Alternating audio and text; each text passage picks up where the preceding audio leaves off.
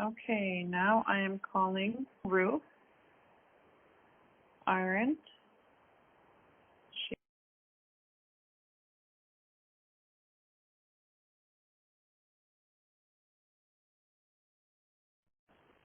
Hey, Martin. Hi, how are you? I'm awesome, and you? Oh, that's good. I'm so awesome. I'm so busy. Well, that's good. Yeah. So Yeah. I'm just I had I have this friend who works at Sask Heritage Yes. or Heritage Saskatchewan, sorry. I always mix that up. And anyway, they're collecting stories from people across Saskatchewan because this is a historical event, right? Like Yes. the pandemic, and they want to capture voices from all over Saskatchewan. So I'm just trying to interview all the cool people of the north, and Right on. yeah, because of course there'll be similarities and differences, like different challenges. So there's 8 questions, Yes. and if you feel that, like, if you're uncomfortable to answer any of it, just let me know. That's fine.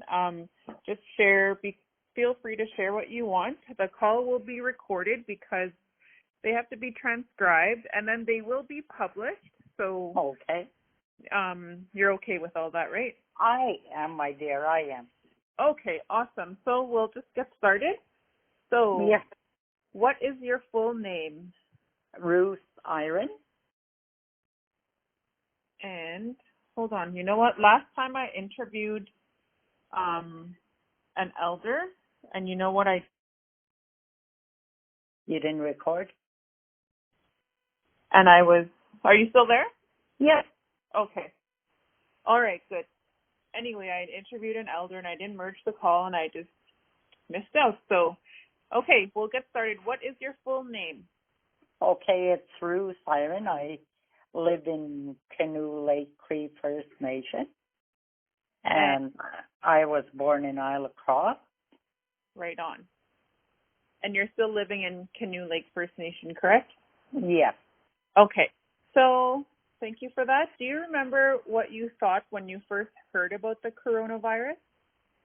I working at MLTC, they talked about this was probably about the second week. Like I heard stuff before that February about a pandemic, and then about March they started preparing. They started having meetings. I wasn't like concerned, I guess, personally. Yeah. And then um our primary our nursing manager, Cheryl, I was talking to her about the pandemic, about coronavirus. I said, well, hopefully it settles down by next month, seeing that it's Easter. We had plans, my sisters and I, to go somewhere, and I don't think so, Ruth. She said, it's going to be longer. What do you mean longer? Well, it's serious, Ruth, she said. So I started Googling and finding out more, and then, whoa, like this is serious. Yeah. And then, so that was the first time I heard about it. The third week of March, I went to Edmonton. I had to go facilitate one of our First Nations, their work plans for this coming year. Mm-hmm. So went there, and one of my sisters came with me, and she was looking for a hoodie for her daughter. And I said, well, let's go check out West Edmonton Mall. Still not really registering to me how serious this was. Yeah. And she said, no, I don't want to go there, she said, because there's a lot of people there, a lot of international travelers that stop there, and I certainly don't want to get the coronavirus, she said. Mm-hmm. So we went to a different mall, less people, and we kept our distance, and then came back, and then the following week, this must have been about the third week of March, went to Cold Lake, and that's when like all these news was hitting about like here in our home province of Saskatchewan about coronavirus, and so it kind of hit home, and then seeing on the news all the people rushing out to buy paper products, hand wipes, sanitizers, and all of that, and we did go checking in Cold Lake about the availability of toilet paper, like the wipes, and nothing to be found, even sanitizers. And then we came back and went to work for a few days, and then here where I live in Canoe Lake, because I travel back and forth, um, chief and council, in preparation for this COVID-19, initiated the security here. Mhm. So I let my boss know that we're on lockdown. She said, work from home. Awesome. So that was the first time like hearing about it, not taking it seriously, and then realizing how serious it was. Yeah. So I think that goes into the next question. Well, there's two questions in there. For number 3, when did your life start to change as a result, and in what ways did your everyday life change? Like since the lockdown, which was which would be, I think, how my life changed was having to work from home, which is both good and bad. The good being that because I'm an early bird, I could start working in the morning. I don't have to shower. I mean, I can be in my jammies all day and work from home. And then I think the negative to that would be not seeing my colleagues at work. And the way my life changed, basically, nothing really. I shouldn't say major. I mean, in a lot of ways it was major, but both my husband and I, like, we're kind of stay-at-home people, and the only what we like doing is going out on the land, and having the snow and all of that. Like, it wasn't too bad at first. After a while, when the snow was gone and we could go driving around, and not being able to leave Canoe Lake was difficult. And I think the worst thing was when the province decided to lock the Northwest down. Right. Yeah. So, and thank you for sharing that. And you can talk more about that. I think with number 5, you kind of answered a little bit, but I want to go into more how culture, heritage, traditional knowledge helped you. But first, you mentioned your community had a lockdown, and the next question is, how did your community respond to the virus? So aside from the lockdown, what else did they do? Well, what the community, our First Nation did was they did some awareness and some education by way of going door to door, handing out information. The other big things were, realizing that a high percentage of our community members don't have the income to stock up. The First Nation here, the Chief Francis X. Iron and his council, got fruit and vegetables and then some meat and dry goods to make sure that people had enough food. Even though we have 2 stores, but when you take a look at like people on limited income, what they can purchase here in our community versus what could be purchased in Meadow Lake is like night and day.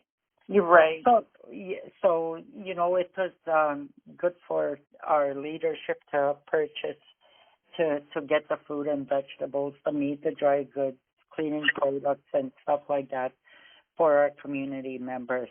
And you know, since I was at home during this time, if they needed help with packaging, that's what I would go do. There was a group of women mostly that did the packaging, so it was all good and everything was followed, like with you know, the mask, the gloves, and all of that.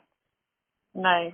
So that's how our community responded. Yes, there was people upset simply because of not being able to move freely, and also the other thing they didn't like was,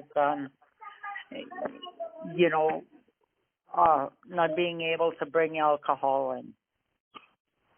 So that was the other big thing. So the security at our access road into Canoe Lake helped with that, but there was still some instances where people would walk in the bush to bring their booze or drugs in. Oh, right. Yeah. With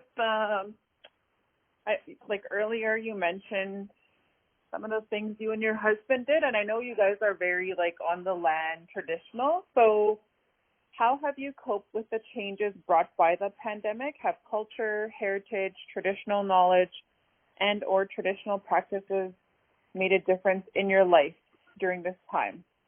Oh, you know, I guess for both of us, going back to the land is it's our sanctuary, it's our serenity. Nothing like being out on the land to ground a person, to connect and make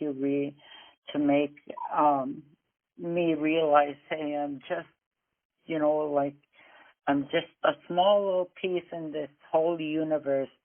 And by respecting and looking after our Mother Earth, you know, we can survive. You know, you know, the traditional practices, going back to our leadership here, we were fortunate in a lot of ways in the Northwest here that moose were good for longer than normal. Usually about February, their moose are, you know, a lot of the hunters will refuse to hunt because they already have ticks and it affects the meat. So they will not hunt. But right into March, moose were so good where there was no ticks.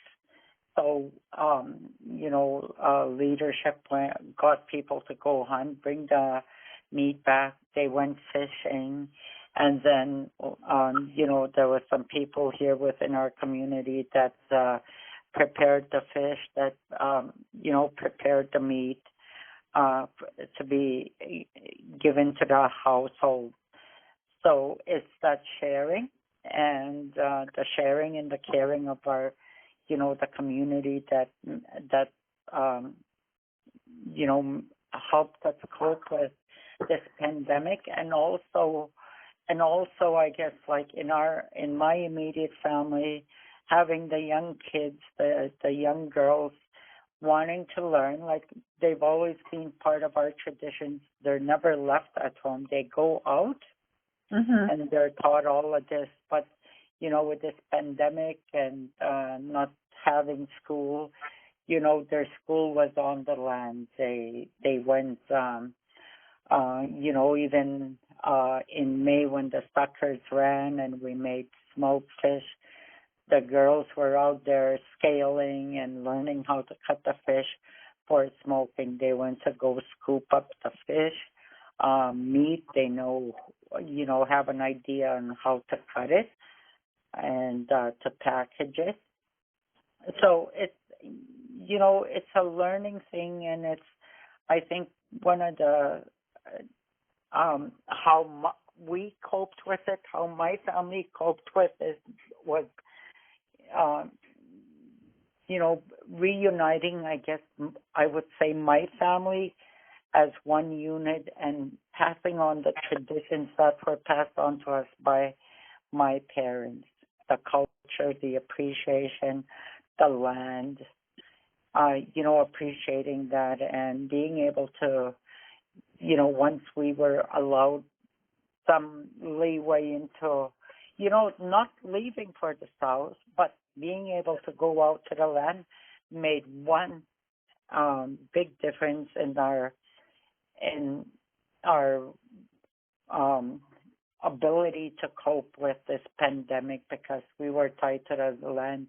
The memories were there. Like I spoke to the kids about how my mother, as a residential school survivor, she was orphaned at a young age and had to stay in the residence until she was a little older than 16, where she married my dad. But I said, you guys are complaining about not being able to do anything. Think about Mama. Think about your small Tapan. She had to stay in that building for how many years with no one, I said. And you guys have us, and I don't know what you're complaining about. So they kind of sat and listened and took it to heart, and that's when, well, let's go fishing. Let's do this. And then we did a garden, too. Nice. And some of the smaller kids come help us plant and, helped Richard, and he showed them what to do. So, there's been ups and downs, but I would say the thing that was really good was seeing families and seeing on my Facebook post, or when you see somebody from a social distance, hey, how you been, Ruth? I'm good. What about you? Oh, we're good. We just came back from the bush where we went do this. And it's the bright side of it all is families are coming together as families, and the parents are spending time with their children and passing on traditions and their cultural and the knowledge, passing it on to their children. So it's brought families together and then reconnecting to the land. Exactly. So what lessons for the future may come out of this experience for you, your family, your community, or society as a whole? So we can start with you.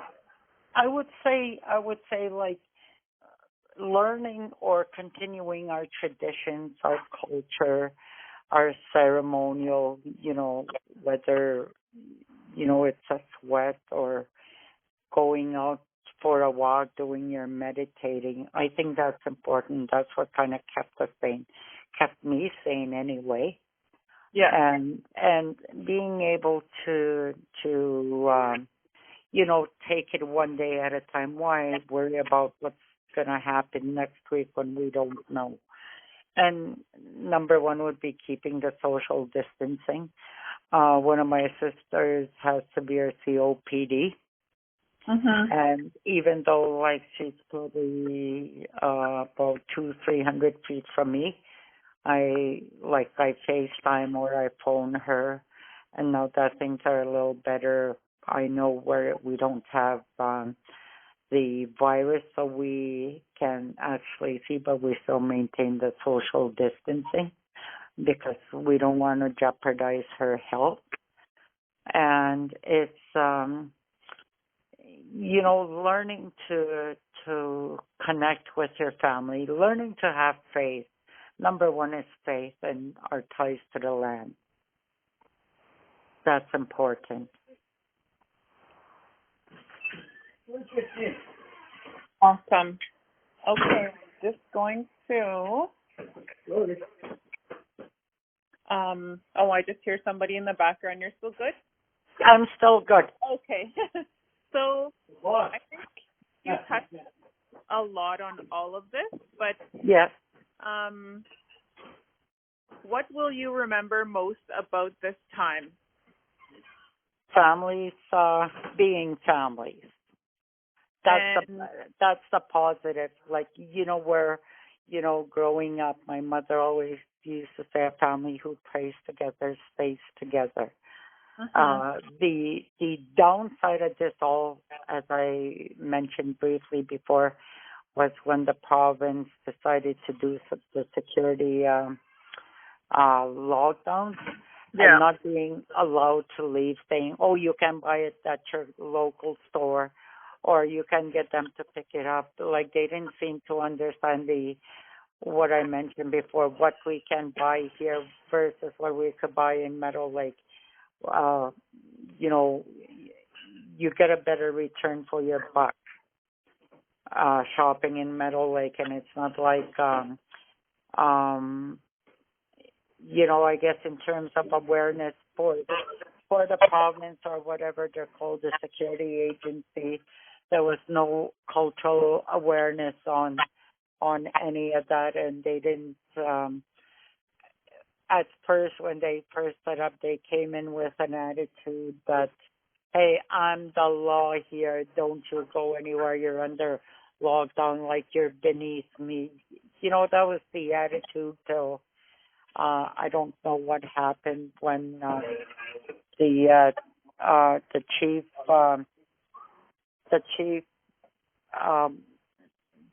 said, "Okay, I'm gonna give people a shopping day in Meadow Lake," and even they refused to let him out past the water hand check stop. He said, "I'm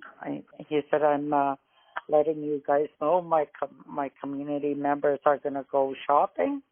Yeah. And he said, "If need be, I will be leading the charge. If you're going to charge me, you will charge me first, and I will have the media and my lawyers on standby because we're not going to be allowed to be treated like this." So that was the bad part was, the firm not like I said, having that attitude of being the bosses and that there was no exceptions to it. So did you experience that personally, like at the gate? Oh, yes. We had a letter from the chief to go out, to go do banking, pick up medication for my sister, the one I said with severe COPD, Mhm. and to go get groceries. Well, the people there at the water hand check stop said, "Oh, you can do your banking online, get your sister to get her prescription changed to a different place. And, food, groceries are not essential." Wow. Yes. So that was, the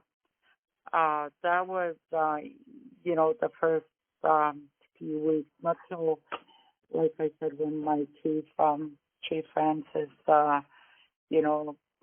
called them up on the rations, that they started backing down, and then we were, allowed to go shopping at least every few weeks, which helped a lot. It um, made us feel good because we were able to go get our necessities, and it wasn't like we were all over the place touching or anything like that. Yeah. Going to Meadow Lake, my sister and I went shopping, and we made it, within my family unit that whoever goes shopping, email or give them money to pick up stuff for you. So we shop not only for ourselves but for two other families. Right. And one of the things is that we were very cautious about where we went, who we came in contact with. We had our masks, our gloves, our soap and water for washing our hands, our hand sanitizer. And then you go into Meadow Lake and what do you see?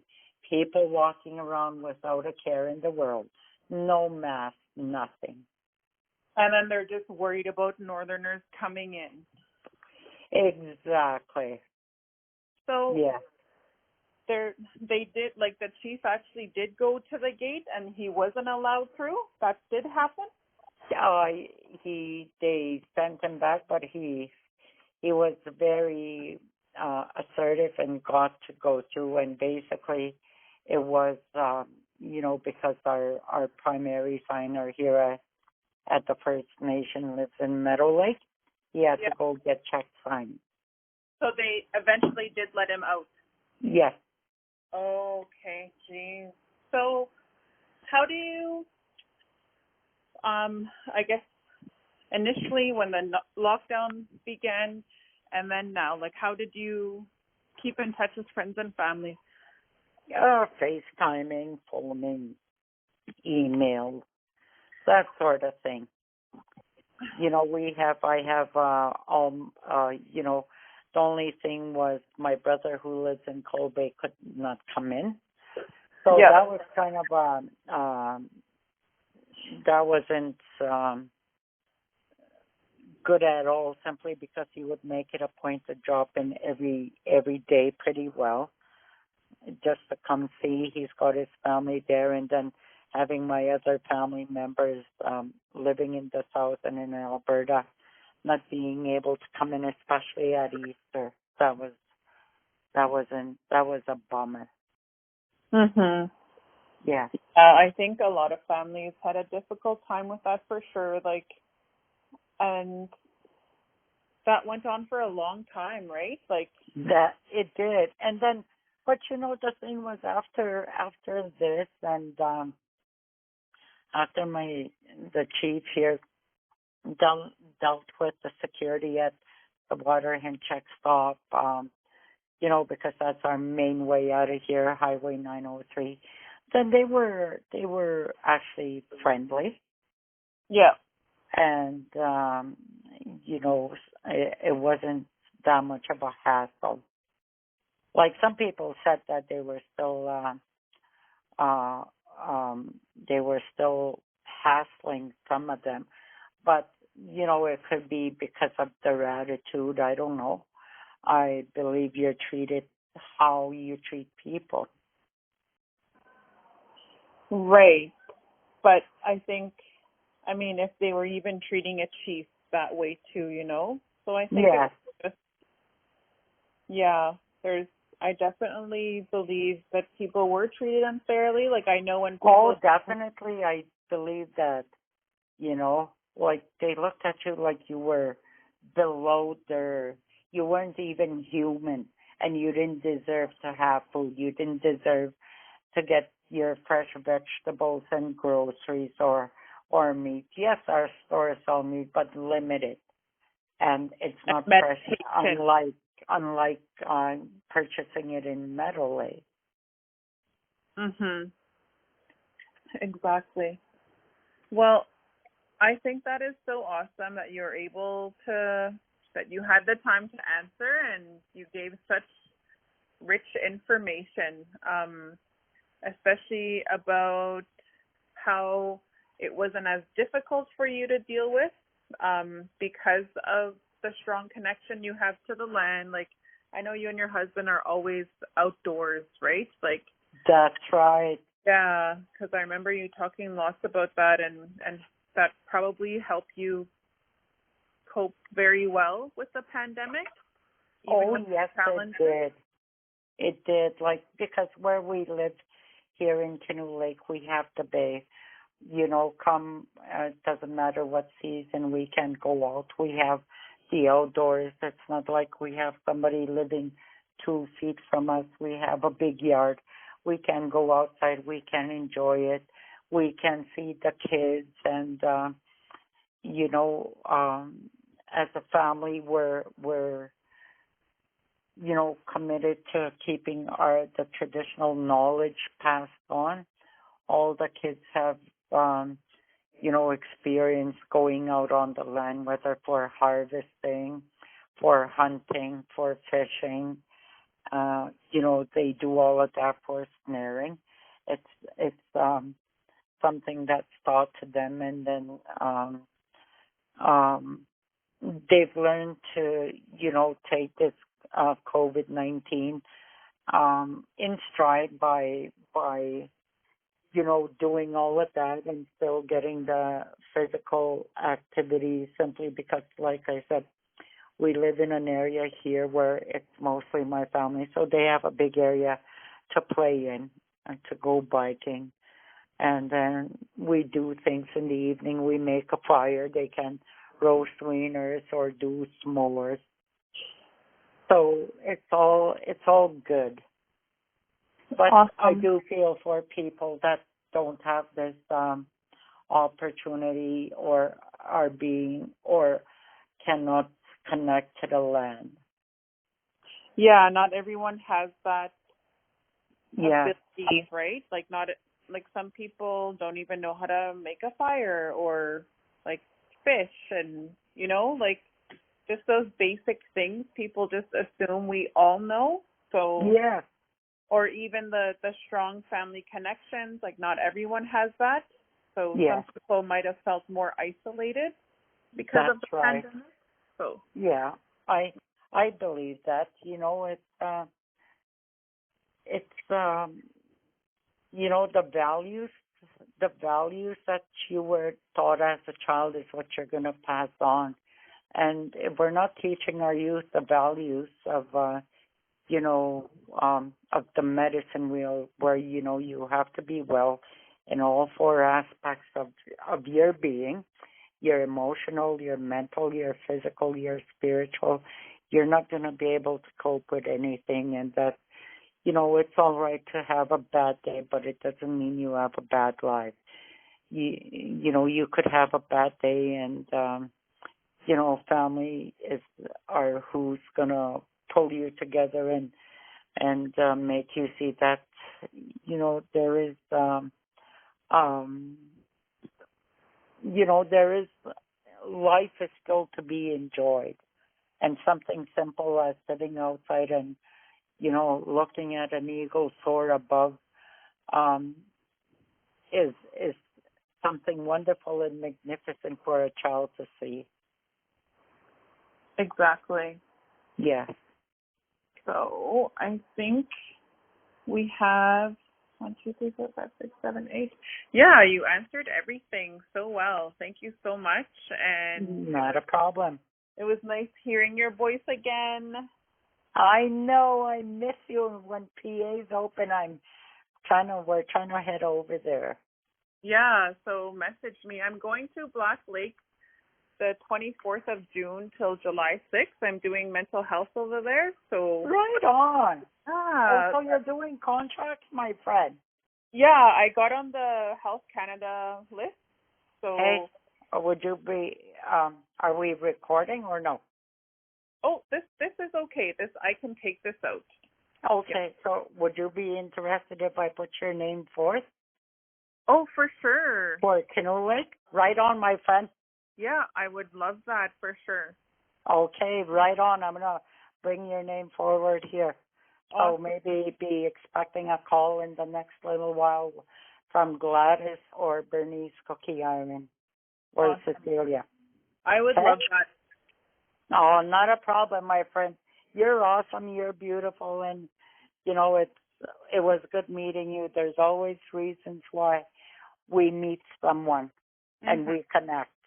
I know. Like I just had such a good experience with everyone at MLTC, like at corporate, I guess, and Yes. it was like, you know what? It was so worth it. I always think it's so good when I'm able to make connections, and even if things don't work out, I always see the good side, like so I think it was still a good experience, a learning experience, and I'm so glad I went and I tried because I met a lot of really good people.